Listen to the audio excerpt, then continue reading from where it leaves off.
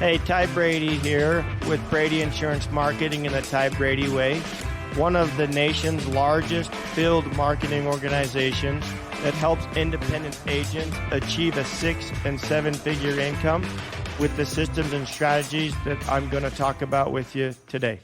Welcome back to another episode of the Ty Brady Way, and I've got some exciting things to share with you today. A little bit about my mom, and my mom used to always say that you're born to do something great.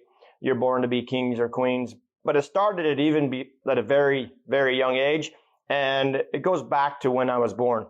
So many of you may know I was born 3 pounds, 4 ounces. The story is my dad was teaching school about an hour away from where my mom lived. She started having contractions. As my dad came down the canyon, my mom was on the front porch saying, "You got to take me to the hospital," because she was having contractions. And I was delivered, when I was delivered, I was 3 pounds, 4 ounces. And back then, in the late 70s, the medical industry wasn't like it is today. And my mom tells me the story that, I was delivered and they took me immediately away, put me in the NICU, hooked me up with everything you can imagine, on my head, on my heart, IVs, all of these things just to try and keep me alive. And she says that as I was laying there and other kids were coming into the NIC unit, and all she was able to do is, to reach through the little incubator thing and just rub my hands and just tell me everything's going to be okay. And she did that for a number of days as I was in the NICU. And she said she would look through into the nursery or come in and see me and watch all of the other parents and their childs were passing away. And she said she would sit there and whisper, "You are born to do something great." And from that point forward, I think is when whether I was born to do something great, and everybody is, but do they know it, right? So my mom instilled that in me in a very young age, that I was born to do something great. And she tells the story as, my grandpa, he passed away when I was pretty young, but as he saw me running around, he's like, "Man, I don't know how that kid made it or why he's still here, but he's born to do something great."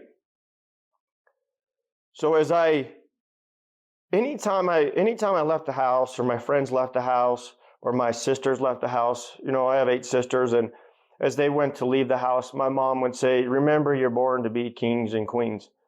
And you have that capability, and it's something that's within all of us. And I just wish more people would share that. And genuinely, I believe people that have made it, and I've talked about similarities in people that are entrepreneurs or self-starters or started a business. They came from the depths of hell, literally. And they ground, and they had heartburn. They missed kids' football practices. They missed things of importance, right? But they had a stronger purpose and a deeper desire to do something, and they knew that they were born to do something great. As we, it's a mindset and it's a shift, but it also can be taught.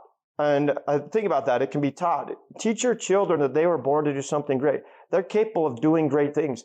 I think social media today, we talk about suicide and depression. It's an all-time high. And these kids are tremendous. They're the ones that are going to propel this universe forward. And they're smart, but they self-doubt themselves. They don't have people that believe in them. And, you have people reach out to all of these, they reach out to a coach or a therapist and all of these things. And all those things are okay because those people know, they may not have walked the same path that you have walked, but they know that they have similarities. They came from the depths of hell in some cases.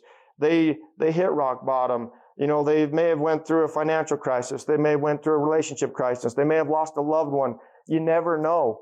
But as they rebound and they come back, is that they want to make that impact and then in turn help other people, because deep down, they believe that they were born to do something great. And if you can impact one person and that person impacts another person and another person, that's how you pay this forward. I don't work for a paycheck. I work to change people's lives for the better. Not only their life, but their family's legacy. I mean, it's put them in a situation where they can go on a trip and take their kids and build those memories. It's that they can pay for their kids' additional sports or activities. You know, I sit down with agents all the time and I interview them and I talk to them. I said, what is your why? And it's amazing to me that there's a wide range, right? As I talked to a lady and she's like, I just want to be able to go and fly and see my son wrestle. I mean, that was her why. Why does she want to start a business? Why does she want to do that? Just to make a little bit extra money to go see her son wrestle, right? And then your why changes and it evolves and you become better and want to do better. And when you achieve it, you want people to achieve it as well. It's that joy that you receive from helping people and serving. And what is heartbreaking, here's the negative, right, is that people that don't see it. And you can sit there and talk to them as much as you want. You can invite them. You just can't do it for them. It goes back to a quote I just did today. Dreams work when you do. Dreams work when you do. It's that simple. And what does that mean? You have to take action. So as you look at your life, know that you were born to do something great. Be a better version of yourself every day. Today only happens once, and make it amazing. It is amazing. So we talked about, you know, you're all born to do something great. And then I was born premature, and my grandfather said, hey, that kid was born to do something great, and was amazed that I made it.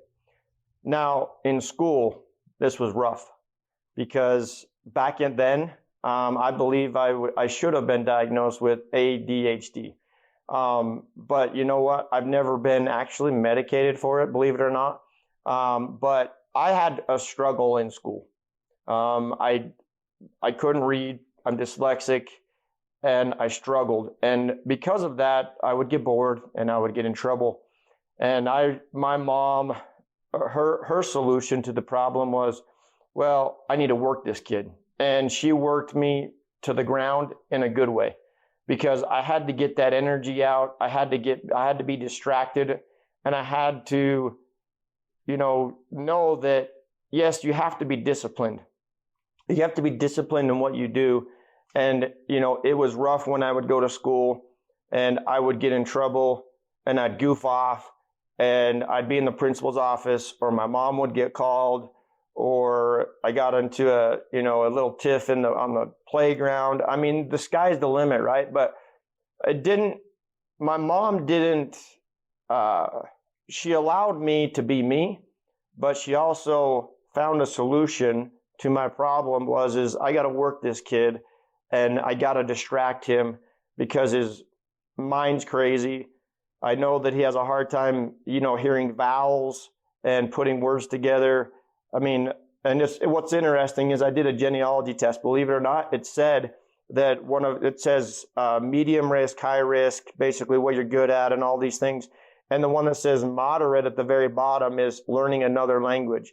And I'm like, that's so crazy. It's genetic that I can't hear vowels or sounds.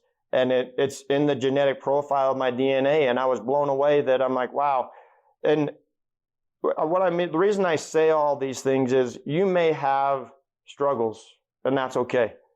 But find a way to channel that energy. Find a way to channel it through just working. I have no problem working. When things get tough, working for me is easy. Stop working is hard for me because I don't know any different. But it was, again, instilled in me in a young age. My boy is going to goof off in class. I need to get that energy out so that then in turn he can be productive and learn. He's still got to learn. I'm another one of my things that I did that talk in my testing that I did when I did my DNA test is that we're high functioning, at least in my heritage, high functioning when it comes to math. It's so you've got me very low on reading and learning a new language and very high at operating at numbers and people of high society. It also said that we're predominantly leaders, which I was shocked. And no, I'm not shocked, but leaders and people of influence. So all these things were important. And I sat down with my kids and I read this to them because I see some tendencies in my kids, and people are like, man, your kids are always training. And I'm like, yes. Again, they may not be working and cleaning and scrubbing and folding laundry like my mom taught me, but they are moving their bodies. They are staying active, and they're getting all of that energy out. And it's fun to watch them, because Saturday, Sunday comes around. They're like, Dad, I'm done. You know, they are so worked and so beat, but I'm not getting those calls saying they're acting out of school. I'm not getting those calls saying, you know, they're not participating, or they're goofing off, or they're getting after girls, or pulling their hair, which I love, you know. So I learned from my environment. We're all a product of our environment. And then I instill those in my kids. So the purpose of this podcast today is know that you were born to do something great. But do you know it? I know it, right? And I can tell you, but do you know it?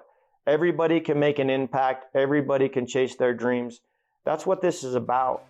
So know that you're valuable, and always share, like, and subscribe. Thank you for listening to another episode of the Ty Brady Way. As always, share, like, and subscribe. Go to Instagram at ty.r.brady. And as always, love hearing from you. And let me know what you want to learn on the show, or what you'd like me to bring up on the show. Thanks. You can find the Ty Brady Way on Instagram as well as Facebook.